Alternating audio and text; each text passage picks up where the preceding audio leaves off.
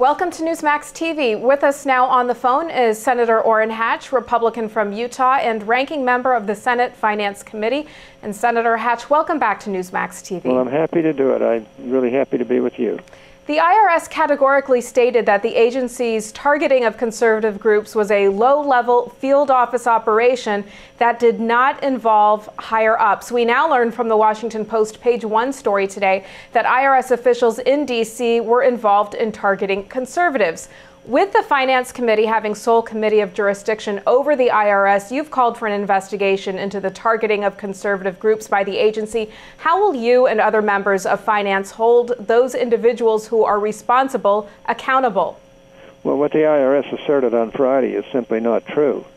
It wasn't just some lowly staffer in Cincinnati who made a mistake. Very senior management at the IRS here in Washington knew what was going on for over a year and didn't say a word. In fact, after the IRS leadership learned of this, they sent Congress letters saying that the targeting of conservative groups was not happening. Now, this was either one of the greatest cases of incompetence that I've ever seen, or it was the IRS willfully not telling Congress the truth. At no point in time did anyone at the IRS think it appropriate to set the record straight until, and even now, you know, I don't know that they're telling the truth. Eric Holder's Justice Department has opened a criminal inquiry into this. What do you make of that? Well, I think it's about time, because this is a big scandal. You know, my view is the facts are simply not adding up here. And until we get to the bottom of this, what happened? Who ordered this? Who knew this was going on? I think it's going to be difficult to discuss or even nominate the next IRS Commissioner because of this. And you know, this is a serious problem. The American people deserve the truth. There's no single agency of the federal government that instills more fear than the IRS. It's been reported that Stephen Miller, the current acting IRS Commissioner, learned in May of last year that Tea Party groups were targeted. Should he resign? Well, I'll put it this way. He purposely misled me because he knew better. I sent 3 letters starting in March of last year. I and a number of other senators got on the letters, and frankly, he basically misled me, and I think purposely did so, and that bothers me quite a bit. In fact, I think one reason that they're apologizing right now is because they know that the investigative arm is about to take them to task, and I think there are whistleblowers too who know that this has been wrong. We learned just a short time ago the IRS might have targeted a pro-Orrin Hatch group known as Freedom Path, which sprang up in 2011 to support you. The IRS has not yet ruled on Freedom Path's tax-exempt application. Can you tell us anything about this? Well, I don't know anything really about it. All I know is that the Freedom Path people apparently wanted to support me. And, of course, I had nothing to do with them, but I just don't know where that is because I just don't know much about it. Okay, President Obama yesterday said the IRS's actions were outrageous, and he pushed back from claims that there was a cover-up surrounding the political targeting by the IRS. Do you believe the president when he insists that he and the White House were not involved in the IRS activities? Well, I hope that's true. I don't presume anything about the president or even the White House, but I'll tell you, it's hard to believe that they could get away with this without at least some of the people who are running the campaign of the president knowing about it and participating in it. But, you know, I don't know that that's the case. You know, all I know is that what the IRS asserted is simply not true last Friday.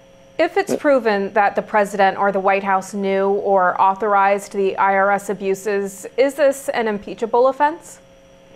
It's a serious offense. If they actually authorized this, it would be a very, very serious matter, and it could involve some very serious constitutional issues. We're hearing from Republican lawyer Cleta Mitchell that more than 100 groups might have been targeted by the IRS. She says the only reason the IRS admitted to this targeting is because the Inspector General's report is due out soon, critical of the agency. Do you think that a special counsel should be appointed by the Justice Department, independent of the Justice Department, to probe the activities of the IRS and the White House? Well, hopefully the Congress itself will do the job. I'd prefer it to be done in Congress rather than have some special committee, but it's that important, you know. After the IRS leadership learned of this. They sent Congress letters saying that the targeting of conservative groups was not happening. Right. Like I say, that was either incompetence, and one of the greatest cases of incompetence I've ever seen, or it was the IRS willfully not telling Congress the truth. Mm-hmm. And you know, there is no agency of government as powerful as IRS, and no agency that can ruin your life any quicker than the IRS. And if the IRS can get away with something like this, I mean, Katie barred the door. There's no freedom left. In other words, they can be manipulated by politicians all the way down the line. The IRS should be above politics. It should be straight down the line. It shouldn't be for Republicans or Democrats or independents. It ought to be just for the law, whatever it is. But this clearly is a major breach of the law.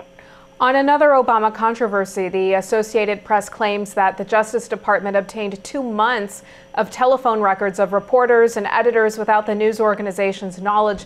Does this speak to what you've described in the past as the Nixonian tactics of the Obama administration? And is this worthy of congressional investigation as well? Well, of course it's worthy of congressional investigation. I have to say that I'm just absolutely blown away by some of the things that we've heard just this last week. And, you know, there have got to be some heads roll on some of these things. I couldn't believe it. It's absolutely outrageous. First, the IRS is targeting conservative organizations. Then HHS is shaking down healthcare executives. Now DOJ, the Department of Justice, is bugging reporters' phones. How much more Nixonian can this administration get? The Obama administration better answer for itself, and quick, in my opinion. One last question for you, Senator. Dish TV Network has filed suit against Japan's Softbank's bid for Sprint, the third largest telecommunications carrier in the network. Dish alleges that Softbank has close financial and other ties with Huawei, a Chinese firm that the U.S. government says has been targeting the U.S. for cyber attacks. A number of conservatives say that we should not open up a significant portion of our telecommunications network to a company with such ties. Is this something you're concerned about, and is Congress going to question this transaction? Well, if those things are true, of course I'm concerned about it. And even if they're not true, I'm concerned about it for people saying these things. But you know, we cannot tolerate cyber attacks, no matter what the arguments are. And I hope that's not true, but you know, I wouldn't put anything past the people involved.